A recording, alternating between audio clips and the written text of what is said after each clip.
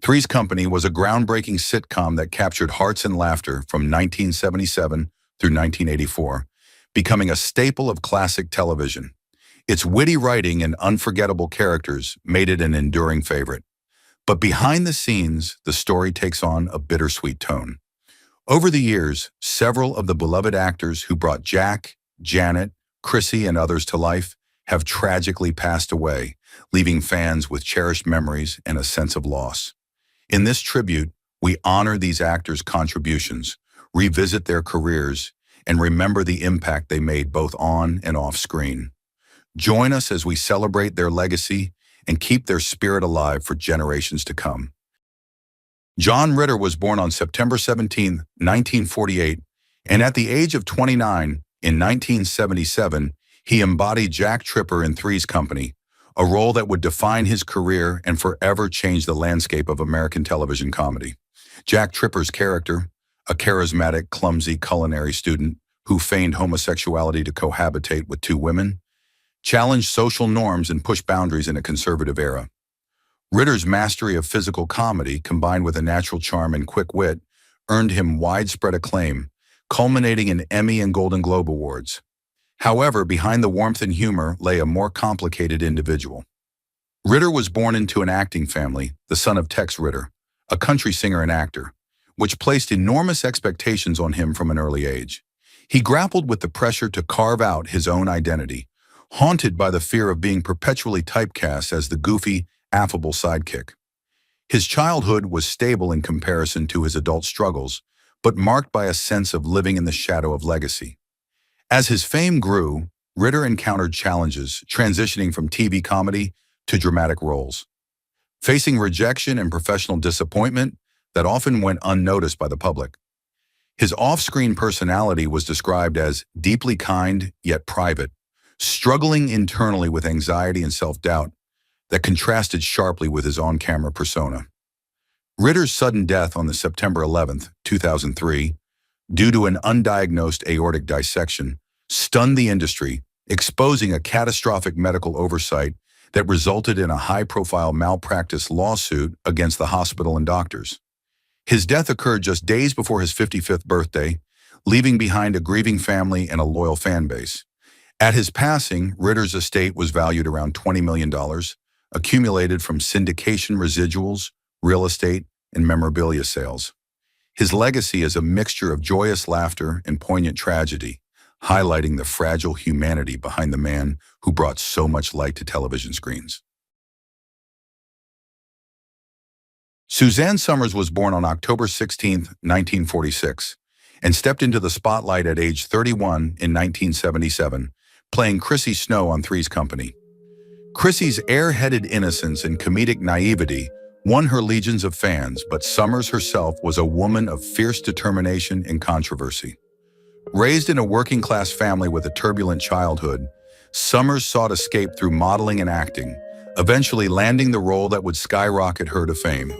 Her tenure on the show was fraught with conflict. In 1980, she demanded a salary increase to match that of her male co-stars, challenging the industry's entrenched gender pay gap. This demand led to her abrupt dismissal, followed by a bitter and public lawsuit against ABC that exposed the harsh realities faced by women in Hollywood. Summers' rebellious nature extended beyond contractual disputes. She twice posed for Playboy, the first time without the network's consent, which sparked further legal battles and intensified her reputation as a defiant outsider. Her personal life was equally complex. Her marriage to Alan Hamill was tested by infidelities and long periods of estrangement, while her relationship with her children was often strained and distant. Summers battled breast cancer for over 23 years, during which she became a vocal, if controversial, advocate for alternative medicine and wellness, promoting treatments that sparked debate among medical professionals. She passed away on October 15, 2023, a day before her 77th birthday, leaving behind a multifaceted legacy as a beloved actress, businesswoman, and health icon. At her death, her net worth was estimated at $100 million, accumulated through savvy business ventures, including fitness products, health supplements, and books. Despite a career repeatedly rocked by lawsuits and public disputes, Summers' life story is a complex tapestry of resilience, scandal, and reinvention, embodying the highs and lows of fame in Hollywood's unforgiving spotlight. Don Knotts, born July 21, 1924, joined Three's Company in 1979 at the age of 55, bringing to life Ralph Furley, the flamboyant, fashion-obsessed landlord whose exaggerated facial expressions and awkward bravado became iconic. Knotts' comedic style was rooted in his impeccable timing and ability to embody the lovable underdog, creating a character simultaneously ridiculous and endearing. Yet beneath the humor was a man shaped by a deeply troubled childhood. Raised in West Virginia, Knotts grew up with a father who suffered from schizophrenia and battled alcoholism, leaving the family fractured and emotionally distant. This chaotic upbringing instilled in Knotts a lifetime of introversion and loneliness, which he masked with humor. His personality was a complex blend of warmth and volatility. While beloved on set, he was sometimes difficult to work with, exhibiting stubbornness and bitterness born from years of personal struggle and industry pressures. Knotts' health declined in later years due to chronic obstructive pulmonary disease and lung cancer, consequences of decades of heavy smoking. His death on February 24, 2006, at age 81, marked the end of an era. Despite his off-camera challenges, Knotts was renowned for his professionalism and dedication to his craft, and his net worth was estimated at $20 million, amassed from decades of television, film, and stage performances. While he maintained a relatively scandal-free public profile, later biographies and interviews revealed a man wrestling with deep-seated insecurities and a complicated emotional life. Knotts' contribution to comedy remains indelible, but the personal cost of his success adds a sobering dimension to his legacy. Audrey Lindley was born on September 24, 1918, and at the age of 59 she embraced the role of Helen Roper in the groundbreaking sitcom Three's Company in 1977. Helen was the quintessential witty, flamboyant, and sexually frustrated wife of the long-suffering Stanley Roper, delivering a mixture of sharp sarcasm and vulnerable yearning that became a defining trait of the show's humor and emotional core.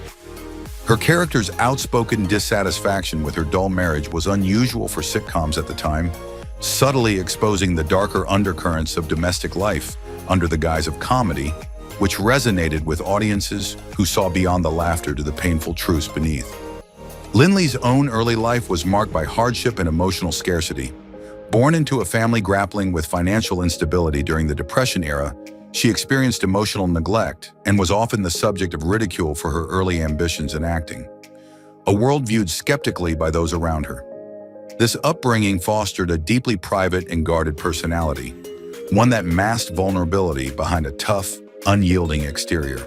Throughout her career, Audrey was respected for her professionalism, but notorious for her uncompromising attitude, occasionally clashing with producers and co-stars over creative decisions, a testament to her fierce independence in an industry dominated by control and conformity. Despite 2 marriages, including one to her agent, and raising 5 children, Lindley's personal life was complicated, balancing the emotional demands of motherhood and stardom, often at the expense of her own happiness. She avoided scandal but carried a quiet resilience through years of relentless work, including decades in television and theater, often playing roles that mirrored her own hidden struggles. Her most significant battle was with leukemia, which eventually claimed her life on October 16, 1997, at age 79. At her death, Lindley's estate was valued at approximately $1.5 million, largely accumulated from her long-running television royalties and modest real estate investments. While not a financial empire, it reflected a steady, enduring career in Hollywood's demanding ecosystem. Anne Wedgeworth, born January 21, 1934, entered Three's Company in 1979 at age 45 as Lana Shields, a daring and overtly sexual divorcee who shook up the show's dynamic with her bold pursuit of Jack Tripper. Lana was a striking departure from the show's traditionally innocent female leads, injecting a complexity and raw confidence rarely seen on 1970s sitcom television. However, Wedgeworth's stint on the show was brief and turbulent, lasting only 9 episodes before she requested release due to creative conflicts and behind-the-scenes power struggles. Raised in a modest household, Anne endured financial hardships and emotional challenges that forged her tenacity and sharp artistic focus. A Tony Award-winning theater actress, she brought considerable talent to her television roles, but often clashed with the Hollywood system's restrictive expectations, leading to professional frustrations. Her marriage to actor Rip Torn was marked by passionate intensity, but ended amid rumors of infidelity and emotional estrangement, reflecting the turmoil beneath her poised public image. Known for her privacy, Anne's personal life was largely shielded from the spotlight, though whispered accounts suggested difficult family relationships and battles with illness that she bore quietly. She passed away on November 16, 2017, after a prolonged illness, aged 83.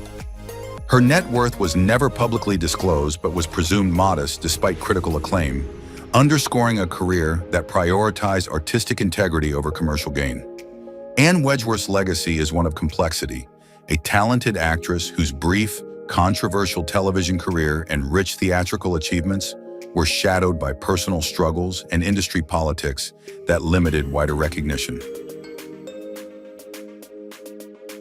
Norman Fell was born on March 24, 1924, and at 53, he took on the role of Stanley Roper in Three's Company, which premiered in 1977. Stanley was the quintessential grumpy, suspicious, and often clueless landlord, whose curmudgeonly presence brought a mix of old-fashioned values and comedic awkwardness to the series.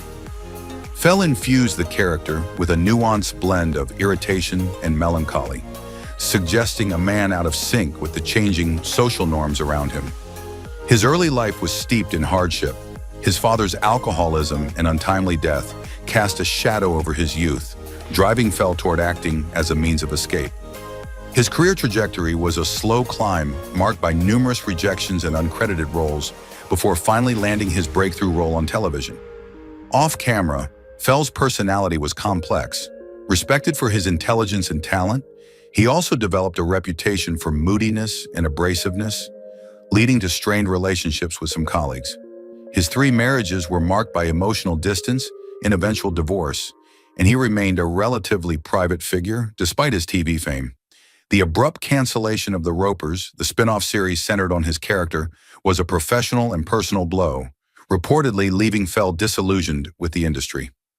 Rumors of disputes with producers and tensions with co-stars surrounded his final years in the spotlight. Fell died on December 14, 1998, from multiple myeloma at age 74. His net worth was modest, estimated under $2 million, including royalties and small property holdings, a reflection of a career that, while iconic, never translated into substantial wealth. Despite this, Stanley Roper remains a beloved, if imperfect, figure in television history, a testament to Fell's ability to create depth and humanity in a seemingly one-dimensional character. William Pearson, born July 17, 1926, was cast as Dean Travers in Three's Company at the show's inception in 1977 when he was 51 years old. Dean Travers, the stern, often pompous head of the cooking school, attended by Jack Tripper, was essential to the show's comedic tension, with Pearson's raspy voice and commanding presence making the character memorable despite limited screen time. However, Pearson's off-screen life was far more tumultuous. Raised in a family marked by poverty and the early loss of his father, Pearson's youth was shaped by hardship and a drive to escape his circumstances through acting. He began his career with promise on Broadway, but struggled to maintain steady work in Hollywood. His battle with alcoholism was well documented among insiders and is believed to have led to several missed opportunities and deteriorating relationships with co-stars and directors. In the 1980s, Pearson was embroiled in a protracted legal dispute with a former manager over withheld earnings, a scandal that drained his finances and cast a shadow over his later years. Moreover, accusations of his harsh and sometimes abusive treatment of younger actors on set surfaced, although these claims never reached the public spotlight and were quietly settled. His reputation for being difficult to work with grew, often attributed to his drinking and temper. Pearson's most devastating professional blow came when he was abruptly dropped from a recurring role on a successful TV series amid rumors of on-set conflicts, marking a sharp decline from his earlier status. Personal life woes mirrored his career struggles. His 2 marriages ended in bitter divorces, with allegations of infidelity and emotional abuse. His later years were marred by declining health, culminating in respiratory failure that claimed his life on August 27, 2004, at 78. His estate was relatively modest, valued under $1 million, mostly composed of real estate assets in Los Angeles. Despite the controversies and struggles, Pearson left behind a legacy as a gifted, if troubled, character actor whose contributions to theater and television remain respected by aficionados. Peter Mark Richmond, born April 16, 1927, debuted on Three's Company in 1978 at age 51 as Reverend Luther Snow, the judgmental and conservative father of Chrissy Snow. His character was a foil to the show's carefree, unconventional roommates, adding layers of moral conflict and dry humor that enriched the series' dynamic. Richmond's personal life was a complex tapestry of achievement and controversy. Coming from a modest background, he carved out a successful career spanning film, television, and theater. But beneath the polished exterior was a man frequently embroiled in behind-the-scenes drama. He was notorious for wielding his influence to manipulate casting decisions and favor friends, creating tensions on various productions. Colleagues whispered about his difficult temperament, describing him as controlling and prone to verbal confrontations that sometimes escalated to production delays.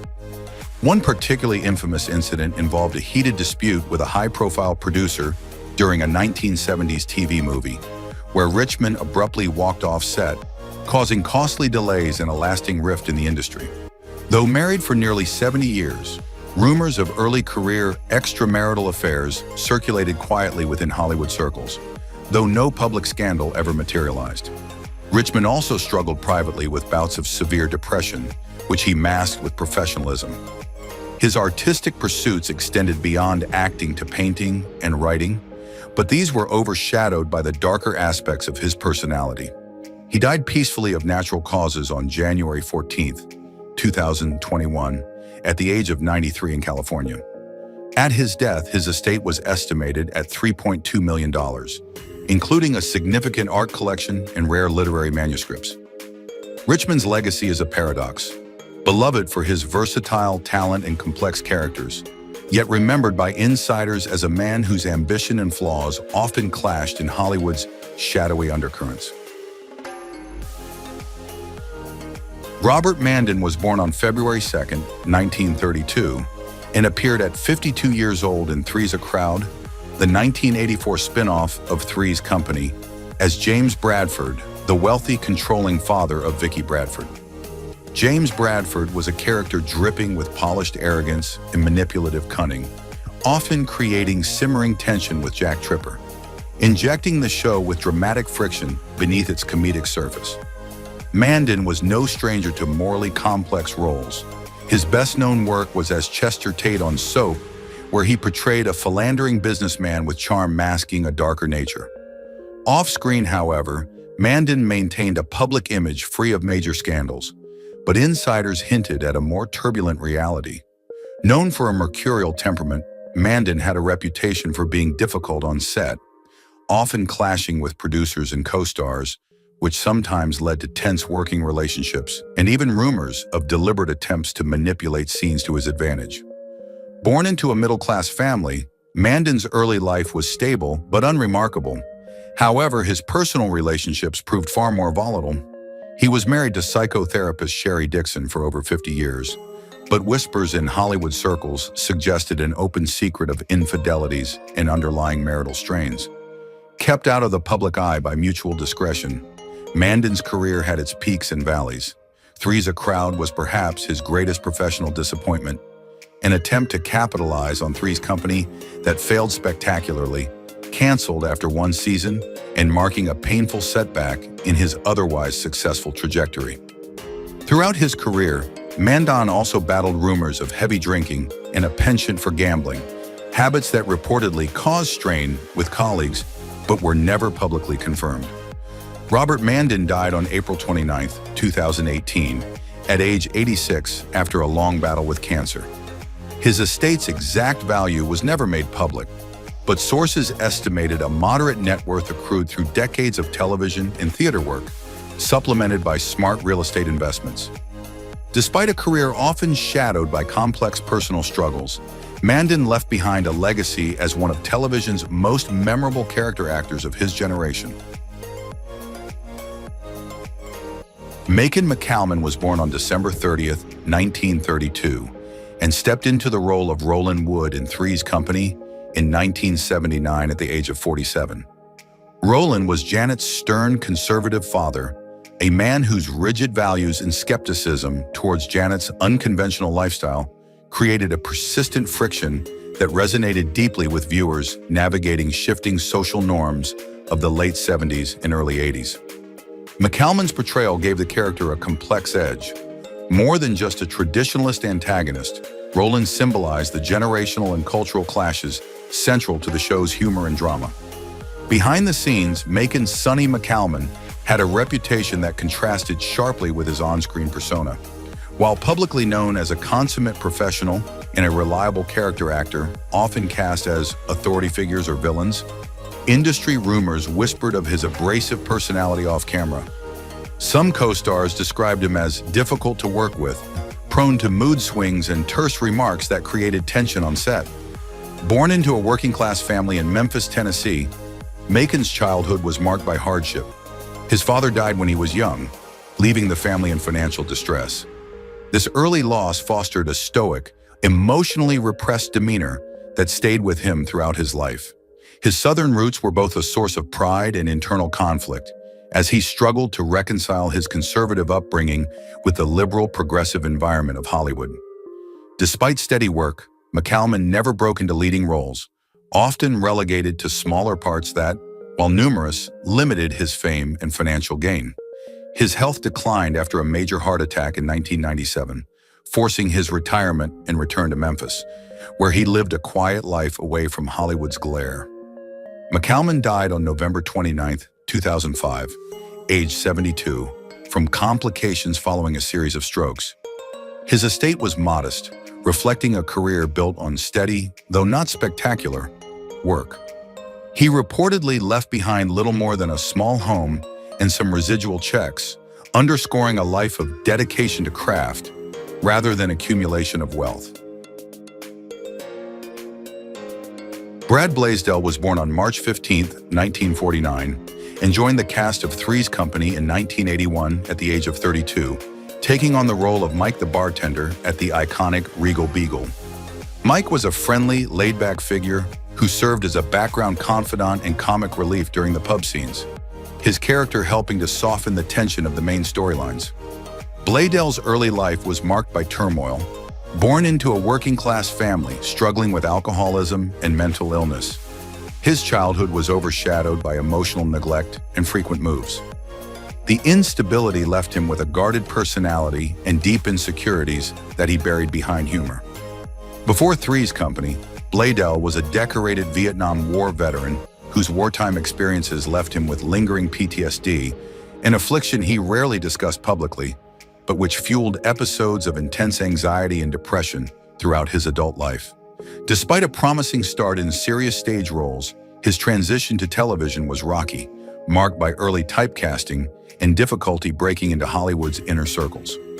His career was plagued by a series of setbacks, including being fired from a promising drama series due to erratic behavior linked to heavy alcohol use.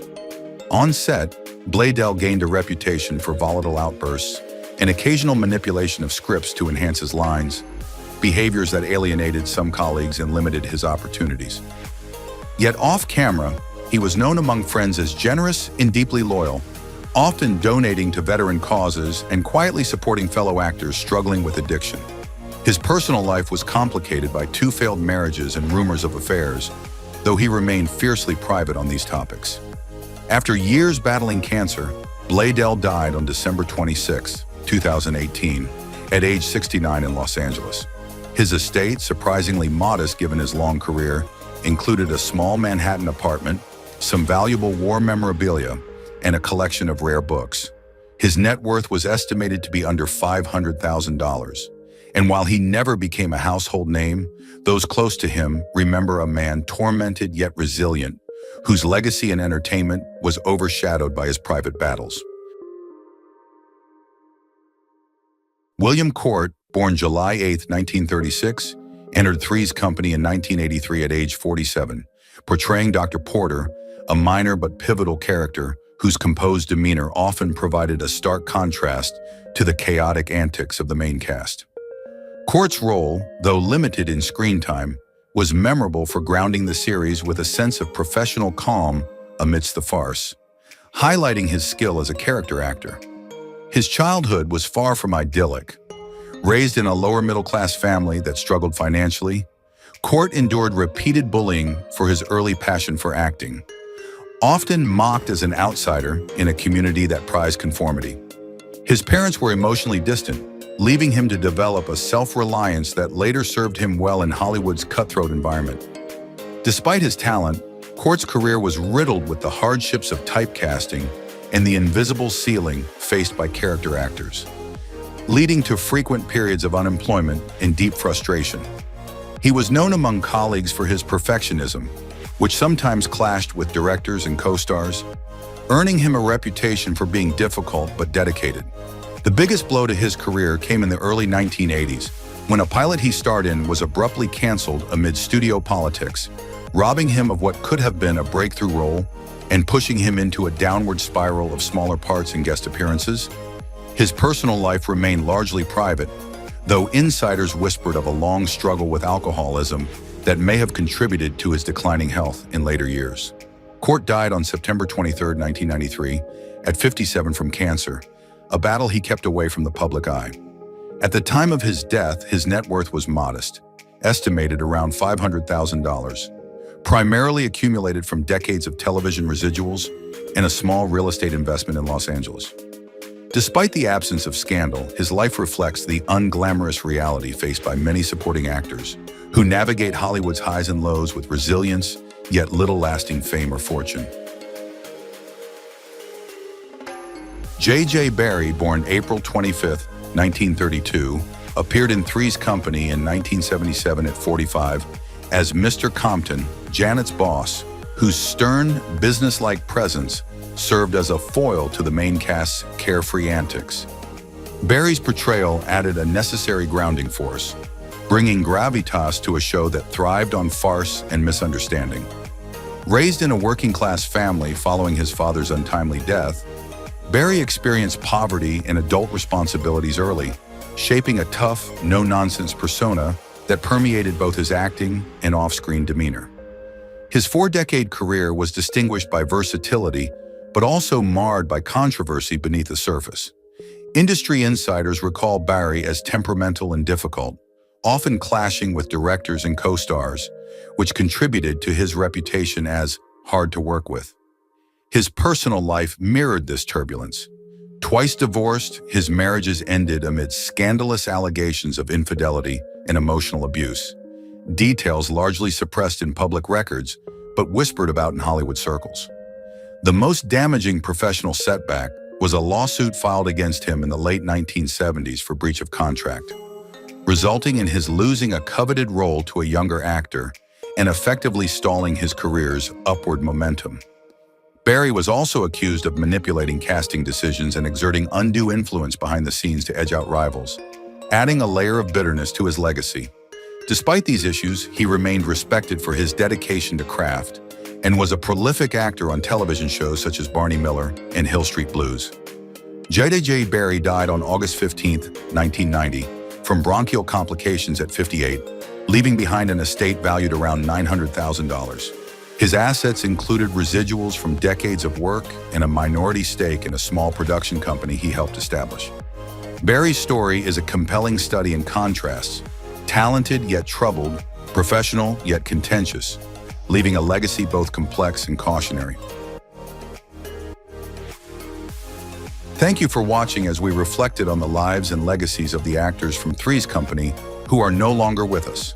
Their humor, charm, and unforgettable performances brought joy to millions and helped shape the show into a classic. While their journeys ended far too soon, their impact lives on through every scene, every laugh, and every memory they've left behind.